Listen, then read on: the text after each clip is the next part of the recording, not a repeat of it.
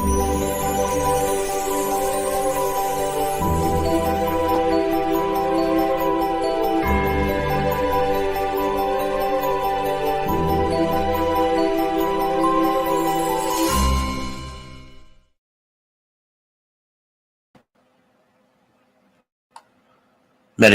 for Every Day in the Year by Bishop Richard Challoner. February 3rd. On the parable of the labourers in the vineyard. Consider first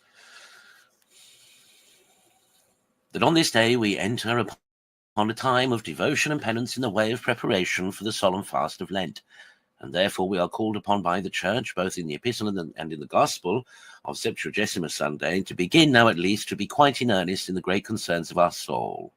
In the Epistle we are put in mind by St. Paul, 1 Corinthians 9 and 10, that we are all here running in a race, in which we must push forward with all our power, or we shall lose the prize, that we are engaged in a conflict for an incorruptible crown, which is not to be obtained without much labour and self-denial.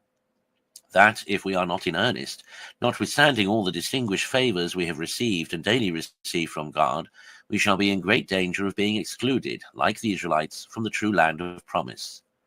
In the parable of the Gospel, we are put in mind that we have but one business in this world, which is here represented under the figure of labouring in the vineyard of our Lord. That in this labour we are to spend the short day of our mortal life, and by persevering till night in this labour we are to secure to our souls the wages of a happy eternity.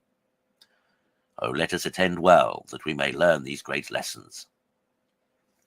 Consider secondly, in the parable of this gospel, the infinite goodness of God manifested to us in that perpetual attention of his in every age, since the beginning of the world, and in every part of the life of man, by which we are invited by his divine graces and calls to go out and to hire and to send labourers into his vineyard. And after all, what need has he of our labour? Or of what service can we be to him? Or what can we give him which he does not first give to us? Why then does he press us to labour in his vineyard? Oh, 'tis his pure goodness and love, that he may make us forever happy by our serving him here and enjoying him hereafter. But what then is the meaning of this vineyard of our Lord? And what is this labour that he calls for at our hands? The vineyard of the Lord of hosts, said the prophet Isaiah, is the house of Israel, that is, the people of God. Yes, our own souls are the vineyard we are commanded to cultivate. No one can be excused from his share in this labour. Every one must at least take care of one. To labour here to the purpose, we must first, in the first place, root out the poisonous weed of sinful habits, and cut up all the thorns and briars of our vices and passions, and then we must plant in their stead the good plant of Christian virtues, and bring them on by proper care till they are capable of bringing forth fruit that may answer the expectation of the great Lord and Master of the vineyard, and be agreeable to him. Oh, how happy shall we be if, by our labours and his blessing, we so cultivate this little part of the Lord's vineyard that falls to our share, as to engage him to come to us and recreate himself there with us.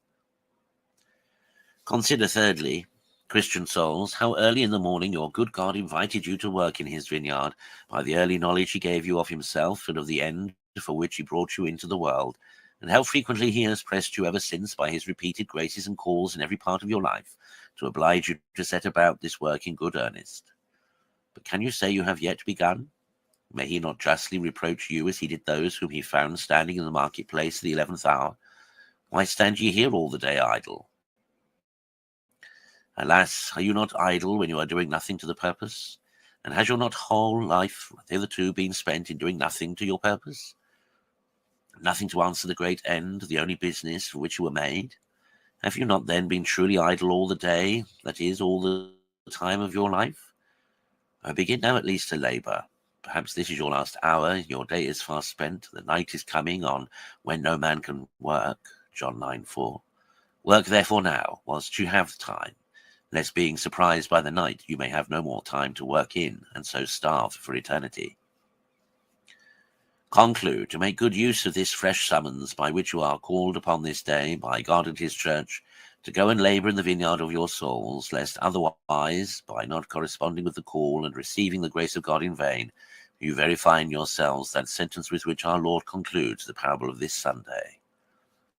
Many are called, but few are chosen.